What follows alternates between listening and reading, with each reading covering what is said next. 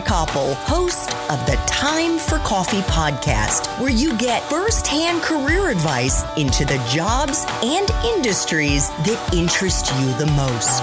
And before we start today's show, I have a quick favor to ask you. If you haven't already, I'd be incredibly grateful if you'd give us a rating and a review on iTunes. And if you're like me, you need to do it now because you'll forget later and because it's the best way to help others who may be in search of career advice to find this free resource. So press pause if you haven't done it and do it right now. I'll wait.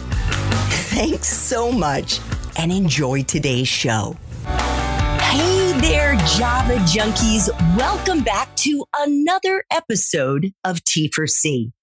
If you're interested in learning more about how a one-time journalism major who started out her career working in sales at Time magazine went on to found and run what is now the largest privately held non-alcoholic beverage companies in the U.S., then this is the episode for you. Because my next guest did just that while she was raising 4 kids. Unbelievable. But before I introduce you to Kara Goldin, the founder of Hint Water, I want to make sure you've signed up for the Java Junkies Journal. That's Time for Coffee's newsletter that gives you firsthand career advice and job-seeking insights that I've gleaned from interviewing professionals like Kara who actually work in the industries that most interest you. Just head over to the Time for Coffee website at time4coffee.org, and the sign-up box is right there. And while you're there, please check out any of the hundreds of other interviews I've done with professionals in dozens of different industries. Now, my Java lovers, please grab your mug and take a chug of your favorite caffeinated brew, because it's time for another caffeinated career conversation. And my guest is Kara Goldin, the founder of Hint Water, an American beverage company. And it produces absolutely delicious fruit-infused flavored water with no sugar and no diet sweeteners. And there's even a Hint Energy Water with 60 milligrams of clean plant-based caffeine. So there are no more excuses about not drinking those 8 glasses of water every day. Before Kara decided to become a startup entrepreneur in the hyper-competitive beverage industry, her only connection to the industry was as a consumer. She was a diet cola junkie who drank upwards of 10 cans a day. That's what was fueling her when she worked as vice president of e-commerce and shopping at America Online. Prior to spending 7 years at AOL, Kara logged a couple of years in sales at CNN. And before that, she worked as a circulation manager at Time magazine. Not exactly the resume you'd expect from a future badass CEO of a fast-growing company, racking up an estimated $100 million in beverage sales. Kara might say otherwise, and she does in her best-selling book, Undaunted, Overcoming Doubts and Doubters, and on her terrific podcast, The Kara Goldin Show. Kara, welcome to Time for Coffee. Are you caffeinated on Hint Water and ready to go? I am definitely drinking my Hint right here. So I'm drinking strawberry lemon. It's not one that I'm usually drinking, actually, and it's really nice. It's one of these this morning. I grabbed it out of the fridge, and it's really great.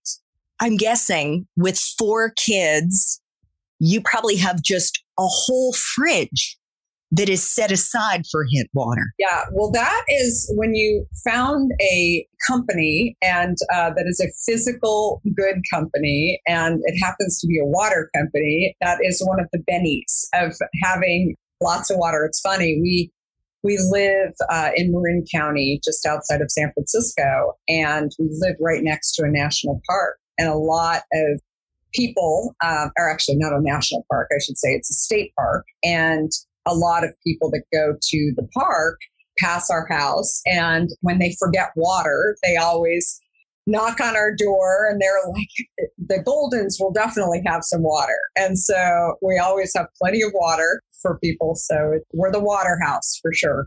I love it. Well, I want to let you know there are so many reasons why I am super excited to interview you today. And the first, of course, being that I do love Hint.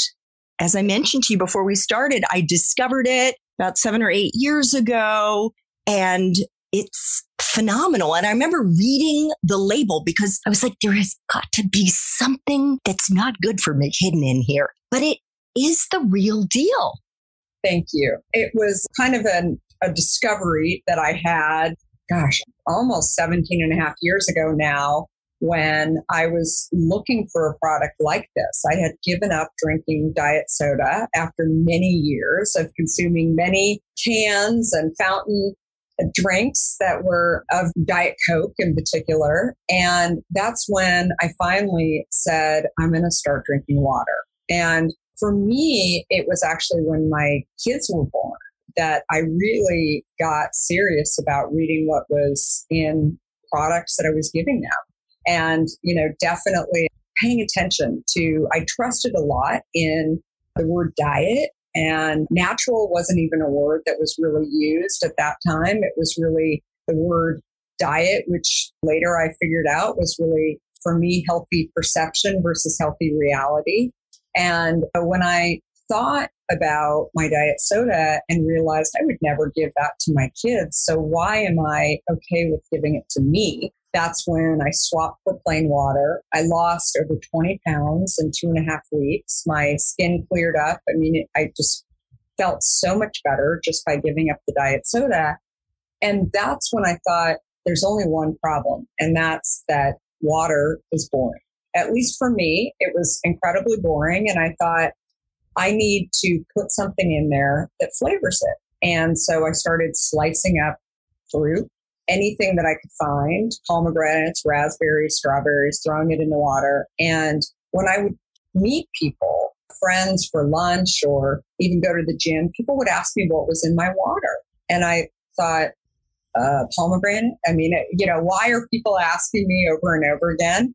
And then when I looked in the beverage aisle at my local store, that's when I realized that companies weren't using real fruit in their product. They weren't, oftentimes it was colored.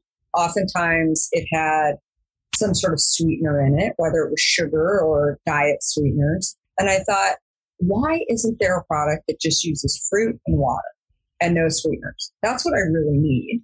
And I was shocked that no one had done that. In fact, I gave the idea to many people along the way, including a Coke executive about a year into running this company, because I thought they know a lot more than I do.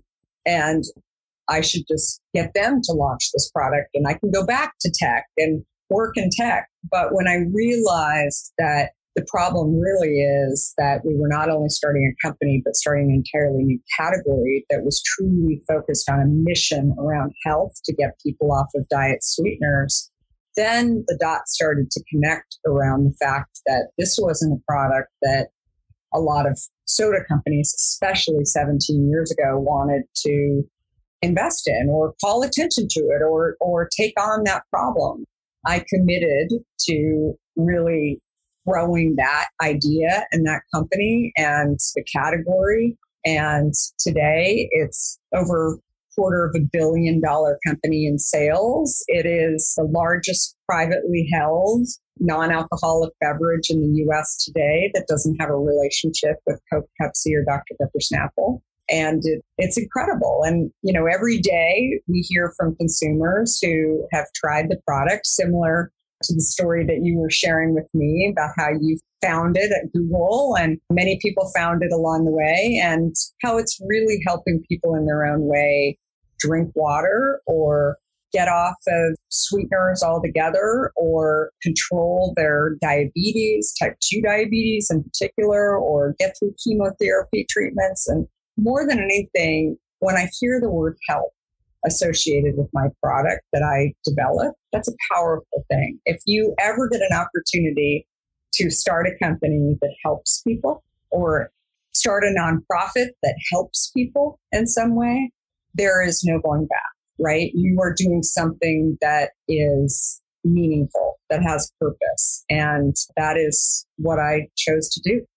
Well, speaking of going back, Cara, I'd like to go way back to when you were an undergrad and you went to Arizona State University and you were a journalism and communications major. You weren't majoring in entrepreneurship. I don't even know if the entrepreneurship major existed back when you and I were in school. Why did you pick journalism? And did you know what you were going to do with that degree when you graduated?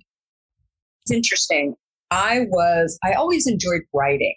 My dad was actually loved writing as well. He was a product manager. I talked about him a lot, that he was a frustrated entrepreneur working inside of a large company. He had developed a brand called Healthy Choice, which is still alive and well today. But it was really him, I think, that inspired me to start writing and journaling. And so by the time I got to college, sort of the natural progression was to go and get a major in that. The interesting thing about my journey, though, was when I was in college, I had a couple of sorority sisters who were finance majors. They were business majors, and they were always studying finance and talking EBITDA and lots of things that were really foreign to me. And so when I had an opening in my schedule to take a finance class, that's when I decided I'm curious about it. I should go take a finance class. It was the first C that I had ever gotten in my life when I took this finance class. It was really hard. And that was like me with economics, microeconomics.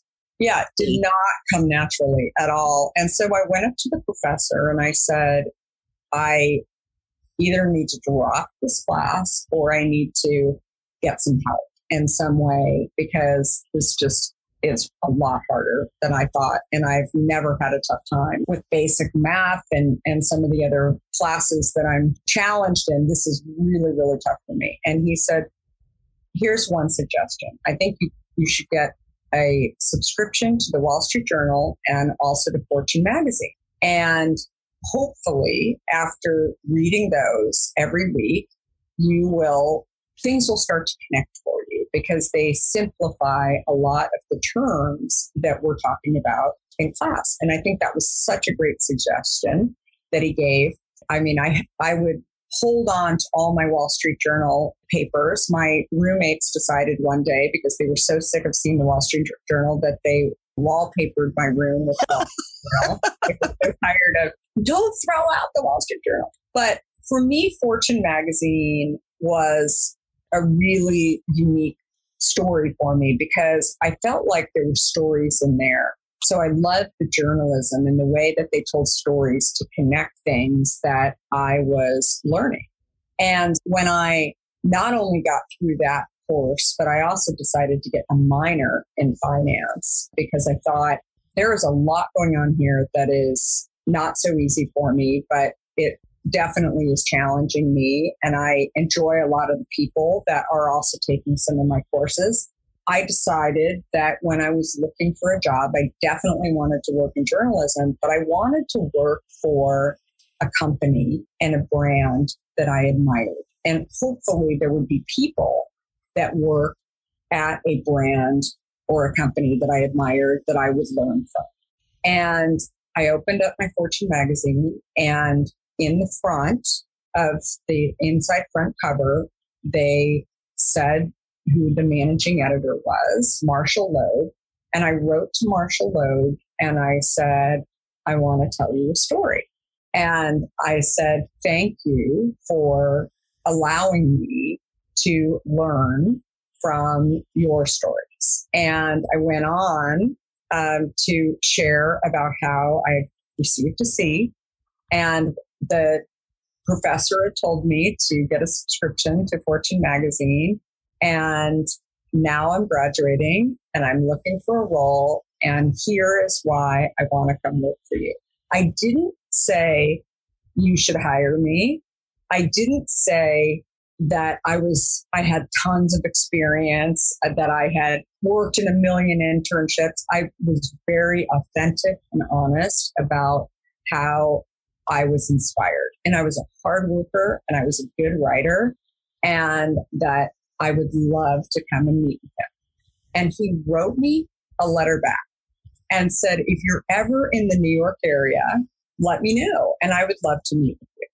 He didn't say, I'm going to give you a job. He didn't say, I'm going to give you an interview. But all I needed was that little opening to say, if you're ever in the New York area. So what did I do? I bought a plane ticket to go out to New York. And I told all my friends at Arizona State University that I was going to New York. And they said, how are you going to meet with him? And I said, well, I haven't figured that out yet, but I think I'm going to go to the HR office and I'm going to get an interview with Marshall. And so that's exactly what I did. I flew out. I used all my waitressing money and babysitting money and bought my plane ticket. I stayed with my sister's friend who was living in New York. And I went into the Time and Life building. And this is before security. So I walked up to the HR department. I'll never forget the woman who was sitting at the reception desk. I pulled out my letter from Marshall Loeb and I said, I'm here to see Marshall. I got this letter. And she said, do you have an appointment? And I said, no, I don't. She said, if you're ever in the New York area, she didn't know what to do with me. And so I waited and she said, just a minute. And she called her head of HR and she said, she came out and she said, I'm really sorry to tell you, but you don't have an appointment and you don't have experience. And so you will not be getting a meeting with Marshall Loeb and you will not be getting a role with Marshall. We always hire people who have a lot of experience. And I said, okay, well, I'm here until tomorrow. Are there other roles in the building with other magazines? You have a lot of magazines in the building. Prior to even walking in the building, I didn't know that Time Magazine and Sports Illustrated and People, I'd take a job at any of them. But I got my foot in the door, I thought, by sending a letter into Marshall Loeb. And she looked at me and said, well, actually, at Time Magazine, there's an executive assistant role in circulation. Would you be interested in interviewing for that? And I said, that would be terrific. And she said, why don't you have a seat? I'll be right back. But she came back and she said, she will interview you. And I said, terrific. Little did I know that Brooke McMurray was looking for an assistant for months and could not get any candidates that she really liked. And so when I showed up, she was probably desperate, right, to have somebody. And I showed up and she said, tell me how this happened, because I just found out that you were a candidate and I just saw your resume. And I said, I wrote a letter to Marshall Loeb. And she said, what? And I said, so I was in college and I wrote a letter to Marshall Loeb because I took a finance class and Fortune magazine helped me figure out. She was just stunned at this story. She was laughing so hard at the whole story. And she said, I love it. So you bought your own plane ticket to come out here? I said, I did. And I've never been to New York. And she was like, what do you think? And I said, I love it. It's terrific. I would love to live here. And she's enjoyed me. She saw my tenacity. She offered me a job almost on the spot. She said, if you will come and you will work hard, I will mentor you. I will help you. Maybe you'll get a job at Fortune magazine eventually, but I need you to focus on being an executive assistant. Now, I knew what being an executive assistant was, or I thought I did. I had no idea still when I got the job, even the first day, what circulation was. I thought circulation, by the way, is subscriptions, the little cards that are blown into magazines that fall out. That was the department that Brooke was running. And I think it's a story of being yourself. When you're 21 years old, people don't expect you to have tons of experience. They want to figure out if you're enjoyable. What are your stories? What are you made of? Right? And more than anything, I mean, you've definitely hired people over the years. I mean, that's what you're looking for. You want somebody to come in the door that you know is going to help you, right? And that was the story of Fortune magazine, a long-winded story. I love that. And so you stayed at Time magazine for several years. And by the time you left, you were circulation manager. Mm-hmm.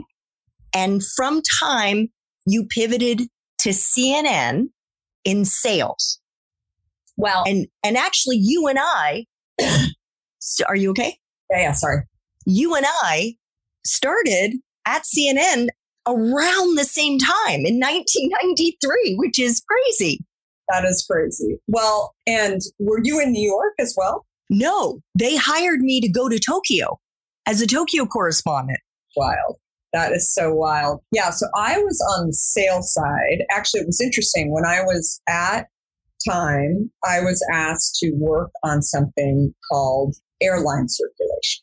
So I don't know if you remember, but all the airlines used to get these copies of magazines, and they would put magazines on the airlines. I ended up running that circulation. So I was working closely with my boss, Brooke, to kind of run this circulation, not just for Time, but across Fortune magazine and Sports Illustrated and all the rest of the magazines. And what I realized actually at Time, and I think Brooke realized this as well, and this is a story that I share in my book, Undaunted, is that I never realized that there was anything wrong with my education until I got to Time. And this is where culture comes into play, because the culture that had been created at Time and created before I got there was heavily Ivy League.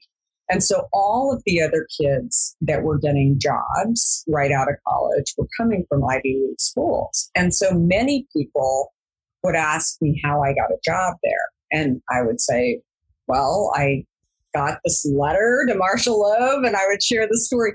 And instead, they had graduated from Harvard and Yale and Brown and all these different schools that were obviously different in my mind and in their mind than what Arizona State University was. What I realized early on was that I could let that affect me, or I could continue doing a great job. I mean, it's something that, my parents used to say to me is, more than anything, you focus on what you can control. And like, there's things that you can control, things you can't control. And I think this is a situation too, where maybe I could have controlled before I went to a big state school, that I could have made a different decision, but I didn't. I was going with these cards and moving forward, but I felt like that was going to prevent me from getting into certain levels inside of the company. I wasn't going to be working for Brooke McMurray for all of my years. When I received a recruitment call from CNN, Ted Turner and gentlemen that worked for him, they were starting a group that was going to put monitors inside of airports. And when they saw that I was running the airline circulation, they made this connection. Although they were very, very different, that's how I ended up getting the interview. And then as the Gulf War was rolling into town, that's when I ended up going into straight sales. And it's interesting because talking about culture and talking about CNN, I mean, nobody termed it as a late stage startup, but that's what it was. I mean, you look back on it and it was the wild, wild west, very different culture than what was an established culture at Time that was so different at CNN. And certainly when you were there as well. I mean, Ted, I was working in New York, and Ted would not be there all the time, but definitely sometimes. And he would walk around. And I always say, like, that was my first taste of entrepreneurship, really. I mean, definitely my dad, as I mentioned before, was kind of a frustrated entrepreneur who worked inside of a large company. But when I saw Ted have this dream for CNN, and I think CNN was maybe 12% of the country outside of the U.S., 12% of the world outside of the U.S. had CNN. And in the U.S., it's a little more than 40% had CNN at the time when I first got to CNN. he believed that it would be what it is today. And he was an entrepreneur that was putting stakes in the ground and saying in his suit and cowboy boots, like, this is what will be happening. And we will have 24-hour news. And this is why. That, I think, is something that was my first lesson in really watching an entrepreneur, a visionary entrepreneur, because you have to be that visionary entrepreneur, that visionary founder who believes. And if you don't believe, no one else is going to be following. That was my experience at CNN. Well, you then moved to another kind of a startup at America Online in 1994. And I think ironically, about 6 years later, after you moved to AOL, it merged with CNN, which was owned by Time Warner. What was your first role at AOL, Kara? And you eventually made it, of course, to vice president of e-commerce and shopping, but where did you start? Yeah, well, when I moved, I met my husband in New York and we moved out to San Francisco.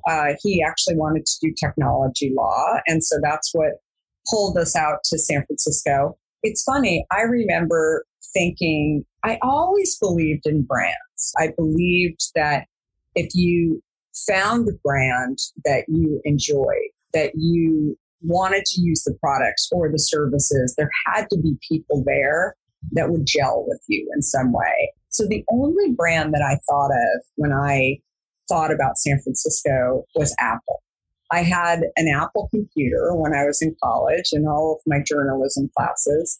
I had read everything I could read about Steve Jobs. So ideally, I wanted to get a job with Apple. But unfortunately, they were based in Cupertino. Driving from San Francisco, where I was living, to Cupertino, it's about 100 miles. And I thought, that's probably not going to be doable. Maybe one day, but not every day. As I was doing research for trying to figure out whether or not I could work at Apple, did they have any offices closer to San Francisco? That's when I stumbled upon the startup that was incubated inside of Apple called To Market. That's where that actually came in between CNN and America Online. This idea was actually incubated by Steve Jobs inside of Apple. They were taking graphics from retailers and putting them on this disc. And Steve said, all you have to do is tell the consumer to put it in a machine. And what will happen is that the consumer will upgrade their machine. The graphics will actually load onto the hard drive. The consumer doesn't need to know all the technology behind it. It just will happen. While things like dial-up were trying to get faster, it would be a dream to have the connection that we have today. We didn't have that. The days were, if your brother in the next room picked up the phone or your roommate, then you'd be disconnected from your computer. You never could get graphics across a machine. And while I was reading about this company, I saw that they were based in San Mateo, which wasn't inside of San Francisco, but it was slightly closer. So I thought, I'm going to pick up the phone and call the person who's quoted in the article. So I did that. He said, what have you been doing in New York? And I said, I just moved here. I'm fascinated by your company. I was at CNN and I just left and I moved out here, and I might stay at CNN in one of their satellite offices. But I think more than anything, I'm trying to figure out what's next. And he said, why don't you come down for coffee? He said, I'd love to hear about your experience in working at CNN. The first question he asked me was, what was Ted Turner like? What's it like working for an entrepreneur who has a vision for making big things happen when they're not happening yet? I said, I was going to ask that question. That's what I wanted to know. You had worked at Apple for Steve Jobs, and I'm so curious, like, what was it like? It's funny because at the end of our coffee, that's when he said, we are trying to figure out how to make money on this product. It was a CD-ROM. It was called To Market. And I said, wait, you guys don't make money yet? I mean, this is crazy. This is all I've been hearing about at CNN, that everybody's interested in making money. And we were selling advertising and it was all about making money. And he said, no, we don't make money yet. And I said, how are you paid? And he said, well, we have investors and equity. And this whole new world was opened up for me. And so one of the investors was America Online. When I left the office, he sort of soft asked me if I'd be interested in joining. And I thought, what in the world would I do? I'm not an engineer. I'm not a product manager. I know nothing about this other than the fact that I'm a consumer and I love to shop and I know who the retailers are that we should get on this disc. The rest is history. And about a year and a half later, America Online acquired us. They were an investor. And that's how I got to AOL. And so I was essentially doing what I was doing for running all the business development for this company to market for America Online, just on a larger scale. And it's funny when I think back on that role, I mean, it was, nobody thought that e-commerce, we called it, not direct to consumer, nobody thought that it was going to be happening. This is, by the time when AOL ended up acquiring us, it was 1996-ish, early 97. We were running around, going out to retailers, trying to get them to be on this online service that consumers were paying to be a part of. I didn't even have any budget or revenue numbers. And when I first got there, I mean, it was just go out and sell and try and get people to be a part of this. And then 7 years later, it was $1 billion in revenue to AOL. And as you mentioned, all my former companies came together in one, including my husband was an attorney at Netscape. And so his company all came together. It was crazy. That was what I was doing and what I was busy doing. I mean, little did I know that those were the early days of direct to consumer and very historical in so many ways. But when I was living it, I had no idea. One of the things that really jumps out to me, Cara, as you talk about your courage in reaching out to people you don't know, you didn't know, and the fact that you were researching before you ended up reaching out to some of these folks, it makes me think about the importance of transferable skills. And it's so easy for people to focus on the fact, once you did get into the beverage industry, that you'd never been, quote unquote, an entrepreneur. But you had lots of transferable skills. I'd love you to talk about how majoring in journalism and maybe some of these prior jobs that you had in the media and in tech helped you crack the code on one of your early big challenges at Hint that involved extending the shelf life of Hint to 18 months, which was like mind-blowing for someone to consider doing without using preservatives.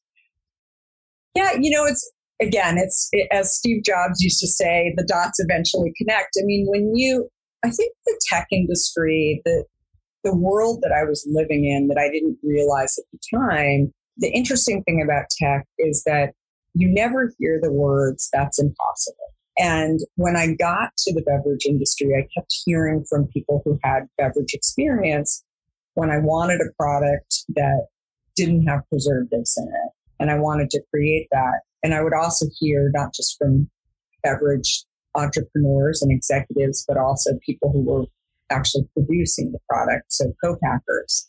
Yes, we might say that something's impossible, but it's usually because it just hasn't been done yet. And so in tech, you have this mindset that I think the reason why they never say it's impossible is that there's a recognition that goes on that things are possible. They just aren't being done quite yet. And I took that experience and that mindset and brought it in to what I was trying to do in starting Hint. So even though I was surrounded by people who were living in their own box around this can't be done, coming from a different industry where I thought they might be right, but I might as well try. And what's the worst that could happen? I always viewed trying as something that could actually be a really great thing. There's a possibility that I could fail, but if I fail, then hopefully I'll learn some things along the way. Hopefully I'll maybe I'll find some new interests. Maybe I'll meet some new people too. And I also always believed that I didn't want to be the best in the room. I still believe that, right? I think that there was always this thinking growing up, even especially in sports teams that I was a part of. I always valued when I wasn't the best one on the team, because I always thought that there was like a lot of pressure to be the best one. And instead, I wanted, especially when I was on teams like gymnastics teams or running teams, I wanted people to be better than I was at something because I could watch them and I could admire and I could learn from them and I could be inspired by them. And so I think that there was a lot of that thinking going on that sort of kept my curiosity going, and that I thought, I'm surrounded by so many people that know so much more than I do. And I think in many ways, coming from the tech industry where I felt like we were defining things, we were doing things that everybody viewed as impossible, and now they were possible, like direct to consumer, the early days of direct to consumer. I thought, it's time for me to go back down to the bottom. I don't really care about the title. I don't really care about those things. I want to go learn. And I stumbled into an industry that I knew nothing about, and I was amazed at the way that things were getting done, and I could learn a lot. And actually, just to maybe fill in some of the gaps here, what you ended up doing was stumbling upon a way to pasteurize the fruit in Hint, the way that the fruit industry had been doing, I guess, for years to extend the shelf life. So you actually ended up innovating this process in the beverage industry. Exactly. Well, in the water industry, because that's the thing that was really interesting, that bringing a different mindset, a new way of thinking, when I was running into roadblocks. And I think this is something that I still do today, is that I tend not to look inside of my own industry for the answers, right? Especially when I'm not seeing anybody doing something, I look outside to try and figure out, okay, well, they're doing it this way. And so maybe I can take those learnings and bring it into this industry. And so that's exactly what we were doing in the early days of Hint, trying to figure out how to get a longer shelf life. I thought in the juice industry, which again, none of our bottlers were doing juice, they were doing water products. They're doing it here. So how is their equipment different? And trying to actually connect the dots for other people, including our bottlers, was something that people were curious about it. Because I would ask them, I was never afraid to ask questions, but I would ask them, so why is it done that way? And they would say, I don't know why it's done that way. And I thought, here's a person who's running a lot of products on their bottling plants, and they don't know why it's done that way. Maybe it doesn't have to be done that way. And I would say, can we test it? Many of them would say no, most of them, because they were busy and had enough business. But then a couple of them said, yeah, I don't know, I'm really curious about it. So maybe we can. So I think there's a lesson there too. Don't be afraid to take people on your journey with you and ask questions like, why is it done that way? No matter how old you are, no matter how much experience you have, how little experience you have, because when you do that, you tend to show your curiosity, and people want to work with people who are asking not a question a minute, but smart questions, right? That you can see them thinking about something, because the people that are the thinkers, the people that are trying to uncover the new, are really the ones that are going to change things and disrupt things. I'll tell you what, you would have made an amazing journalist if you had decided to go down that path. Cara, the title of your book is Undaunted, Overcoming Doubts and Doubters. And it is so easy for those of us who are on the outside, and especially for those who are students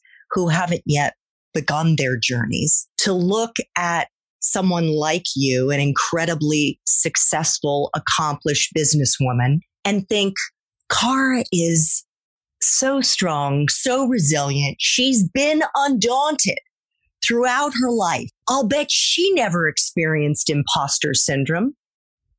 Would they be correct? I think everybody does at some point. But I think that the most important thing for you to do is focus on what you can control, right? And also know that so many incredible CEOs, founders, people that maybe you admire on the outside, you don't know all of the challenges and failures that they've had along the way. And I think that it's a combination of working hard, working smart. And even when that happens, they still have challenges and failures along the way. So one of the reasons why I wanted to write my book and share the story is that I think the more authentic we can be, the more we can share our story about the challenges, the more college students can learn about how we actually got it done, how I waitressed when I was in college. I started out as an executive assistant. I focused on working for great people and great brands. And I've had an incredible journey along the way and historical in many, many ways. But unless people know those stories, they think that they go from college to being the CEO of a company, right? There's many things that happen in between. So that was the real thing that I wanted to share with people. I love that. What takeaways do you think there are in the book for those students who are graduating in the spring of 2022, who may be struggling, Cara, thinking that, gosh, if I don't get the right job in the right industry when I graduate, I'm screwed. My chances of making it are really, really, really reduced. And with all due respect to you, Andrea, and to you, Cara, you know, things are different now in 2022 than when we graduated. Yeah, I think that, look, the most important thing to do is focus on something that you enjoy doing every single day. I think that finding that is not easy because I think most people are somewhat programmed into thinking that they should go into a management training program or should go become an entrepreneur or should go into tech or should go into journalism or become a doctor or a lawyer or whatever that is. And I think that the most important thing to focus on instead is, what do you enjoy? And that's a hard question to answer. And if you can't answer that, what brands do you enjoy? Because if there's a brand that you enjoy that you really think is pretty interesting, there's probably people that are at that brand as a starting point where you're going to learn something from those people. And I think that, you know, as I have shared with my kids, if you think it's hard today, think about when my parents were graduating from college many, many years ago. You had one job. You had maybe two jobs for your entire life. You had a lot of pressure to make that decision. I mean, can you imagine like the pressure of picking a job for your whole life?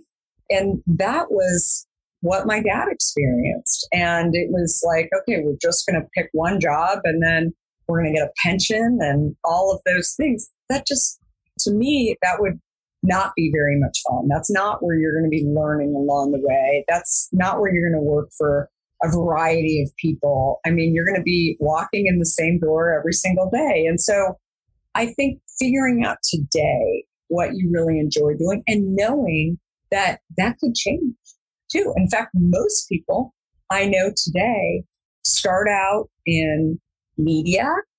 They don't necessarily start out in media, but in my own experience and Andrea's experience, starting out in media, and then somewhere along the way, they stumble upon something else that really piques their interest.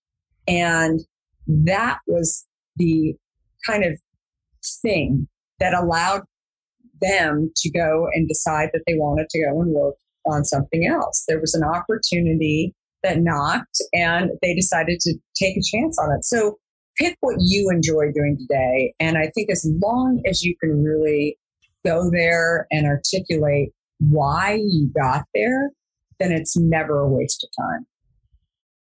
Cara, I have one final question, and it is a question I try to ask all time for coffee guests. And that is, if you could go back to ASU and do it all over again, but based on the immense wisdom you have now, what advice would you give yourself?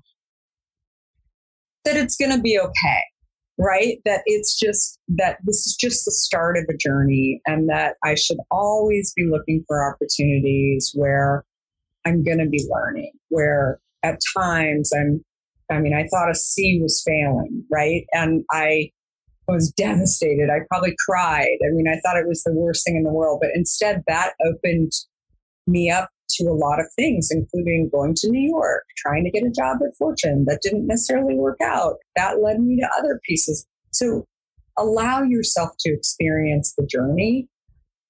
Just going to school is just step number one. But I think living and getting up every day and leading with learning is really the key thing that I would continue telling myself. Fantastic. And also having the courage to push yourself out of your comfort zone the way that Cara has done.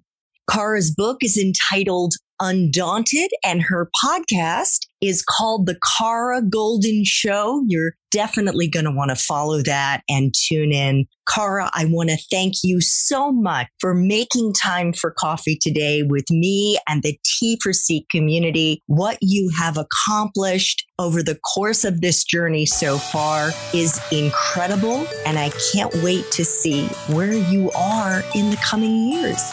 Thank you so much. I really loved it. And thank you, everybody, for listening. Thanks so much for listening to this latest episode of T4C.